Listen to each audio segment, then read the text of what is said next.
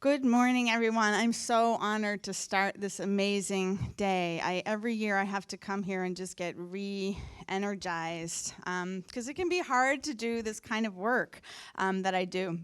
I want to just start out asking y'all a question. Who used personal care products today? Shampoo, deodorant, lotion, shaving cream, toothpaste, soap. Who ate food? Okay, everyone's raising your hand. You're all part of the human experiment. And the Human Experiment is also the name of a film. Has anyone had a chance to see it?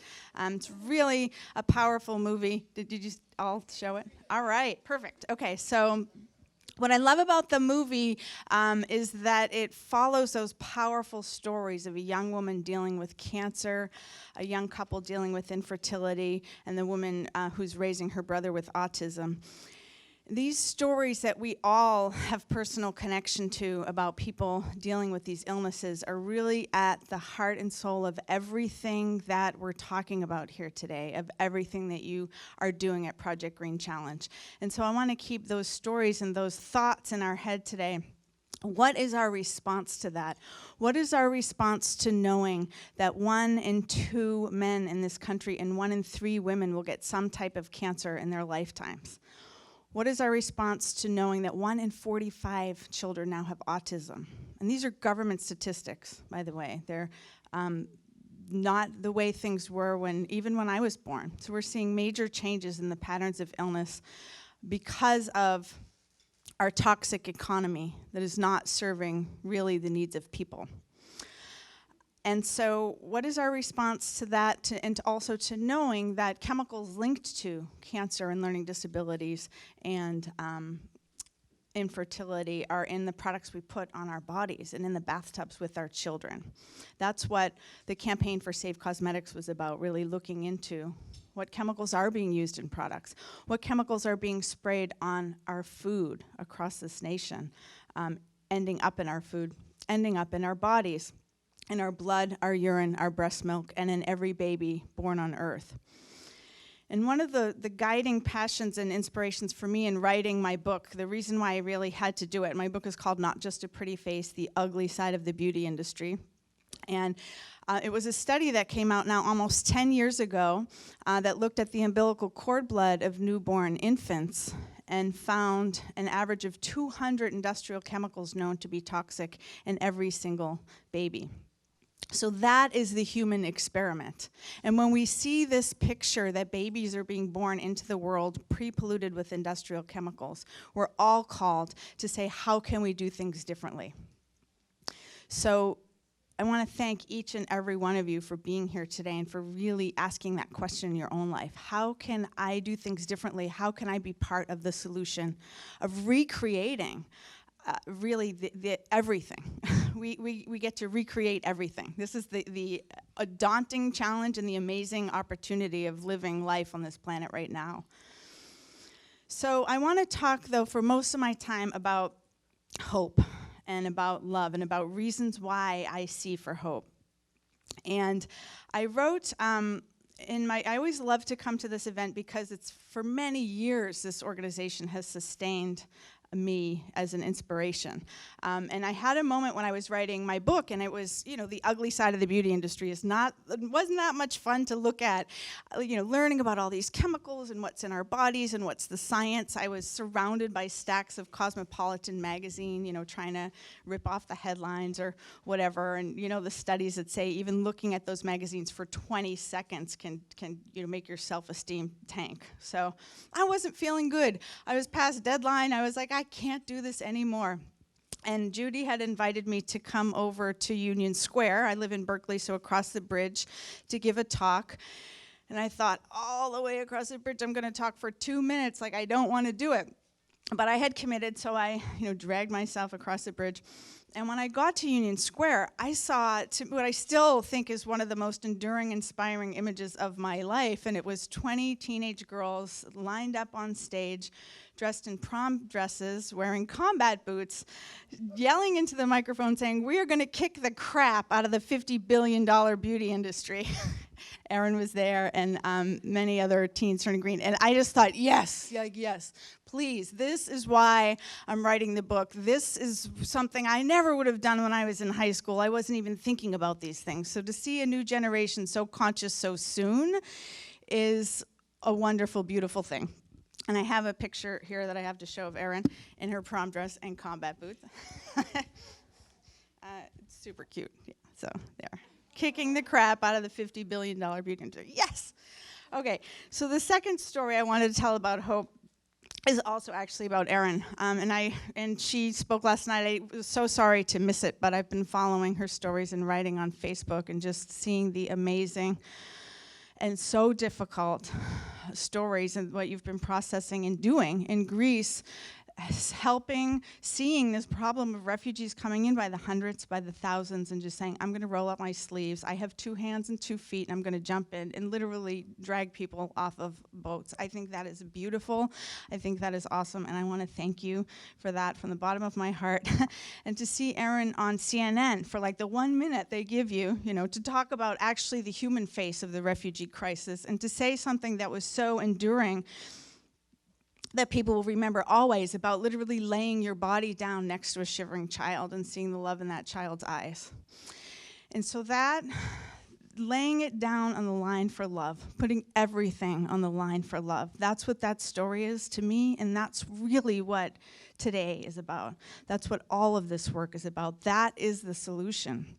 To lay it down on the line for love in every way that we can. And what does that mean to you personally, to lay it on the line for love? To really do the hard thing, the thing you think you can't do. Maybe it's the thing you want to do the least, but there you are doing it. And just keep on going, and to just bring the love and the passion. And also there's a place for anger and outrage and weeping and grief, and there's so many difficult things happening that are interrelated, that really do come down to a toxic economy that doesn't work for people, an economy that runs on war. So these things can be hard, and I try to get back to the love and the hope as much as I can, and that's why I have to come here every year and spend time with all of you. I'm working on food issues right now.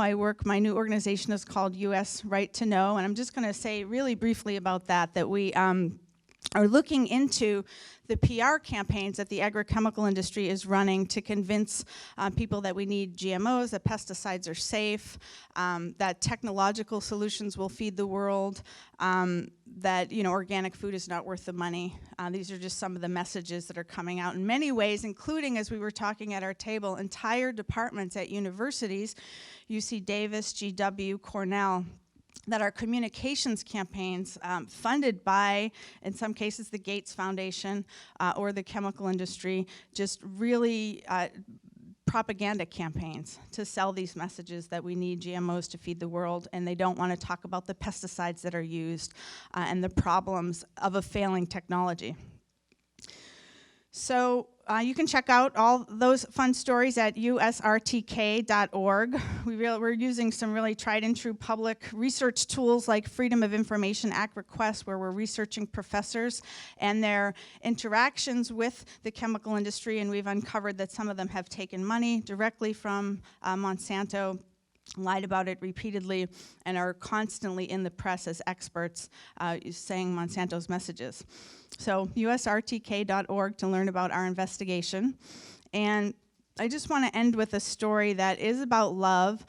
For me, the laying it on the line and really doing the thing that makes me uncomfortable is about communications. I was so shy when I was young. I would literally not even call people on the phone. I had a fight with my mother once for an entire day in which I refused to call a store to find out the hours.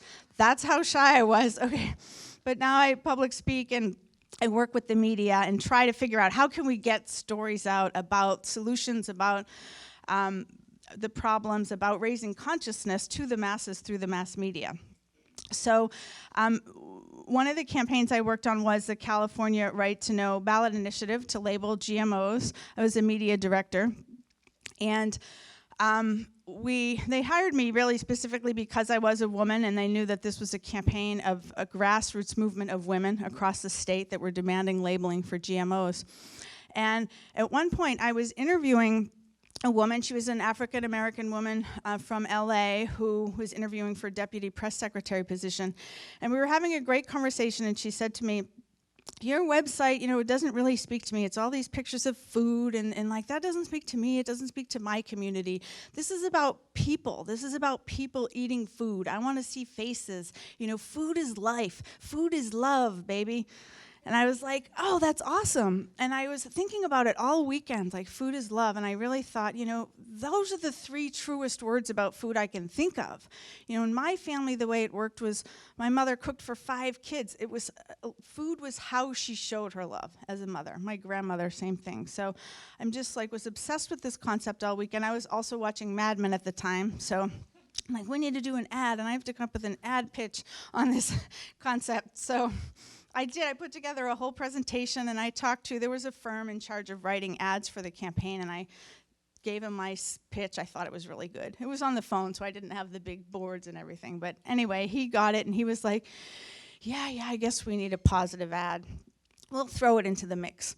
And so they filmed an ad for B-roll, which was just basically the thought was to just put it online. And it was food is love was the theme, and it was a mom feeding her family. Well, when it came time this was an ugly, ugly campaign.